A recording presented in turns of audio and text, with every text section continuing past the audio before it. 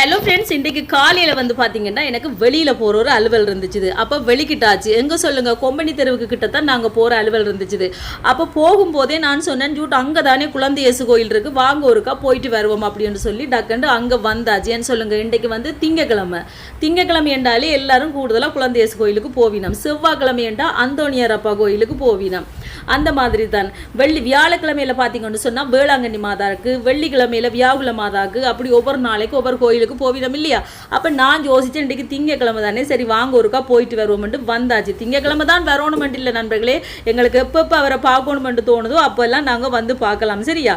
இப்போ கடைன்னு வந்து முன்னுக்கே குழந்தை இயேசுவை கும்பிட்டுட்டு இங்கே சைட்டில் பார்த்தீங்கன்னு சொன்னால் மாதாட ஸ்டாச்சு இருக்குது.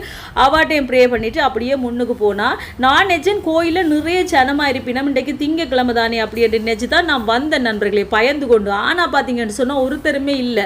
ஏனென்னா நான் வந்தது வந்து காலையில் ஒரு 7:30-8 மணி அப்படி தான் நான் கோயிலுக்கு வந்தேன். அப்போ பெருசாக ஆக்களே இல்லை. இனித்தான் பின்னேறதுலாம் ஆக்கள் வருவினம்.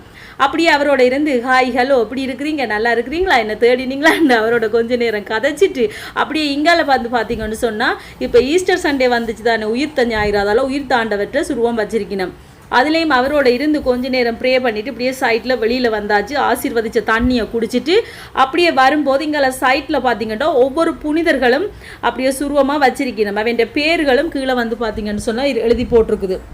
அப்படியே நான் ஒவ்வொருத்தரையும் பார்த்து கொண்டு வரும்போது எனக்கு பிடிச்ச ஒரு ஆள் இருந்தார். யார் சொல்லுங்கள் என்று அந்தோணியார் அப்பா தான். அவரையும் பார்த்துட்டு அவரோட ஹாய் ஹலோண்டு கதைச்சிட்டு அப்படியே போய் கொண்டிருக்கேன். சென்ட் ஜேம்ஸ் அப்பா இருக்கிறார். இங்கால பார்த்தீங்கன்னா வேளாங்கண்ணி மாதா இருக்கிறார். அப்படி ஒவ்வொருத்தட்ட சுருவமும் இருக்குது நண்பர்களே.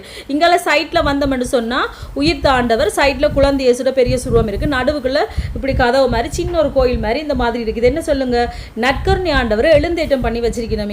இங்கே போனோன்னா உண்மைக்கு நீங்கள் கண்டிப்பாக போய் பாருங்கள். மனசுக்கு அப்படி ஒரு திருப்தியாகவும் அப்படி ஒரு அமைதியாகவும் இருக்கும். நீங்கள் என்ன கஷ்டம் கவலை கண்ணீரோட போனாலும் இங்கேருந்து வரும்போது எல்லாமே உங்களுக்கு மறந்து போயிடும். கண்டிப்பாக போய் பாருங்கள். சரியா.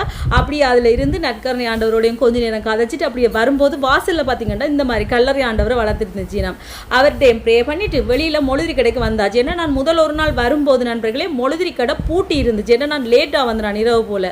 இன்றைக்கு துறந்து இருந்துச்சு. அதோட கடன்னு மொழுதிரியும் வாங்கி வடிவா ப்ரே பண்ணி கொளுத்தி போட்டு இப்போ நாங்கள் வெளியில் வந்தாச்சு. வெளியில் வந்தால் வெயில் என்ன வெயிலுன்றீங்க, அடித்து கொளுத்துற வெயிலாம் அடிச்சு கொண்டிருக்கு நண்பர்களே. இந்த வெயிலுக்கு எல்லாரும் நல்லா தண்ணி வெண்ணியெல்லாம் நல்லா குடியுங்க, நல்லா ஜூஸுகளை போட்டு குடியுங்க, எல்லாத்துக்கும் ஓட்டமெல்லாம் வாங்கி சாப்பிடுங்க, பழங்களை சாப்பிடுங்க. சரியா. அதுக்காக என்ன வெயில்ன்னுட்டு கூழ் தண்ணிகளை மட்டும் குடிச்சிடாதீங்க. கூடுதலாக குடிச்சா வருத்தம் தான் வரும். அதெல்லாம் சரியா. அப்படியே ப்ரே பண்ணிட்டு வந்தாச்சு. வீடியோ பிடிச்சிருந்தா சப்ஸ்கிரைப் பண்ணுங்க.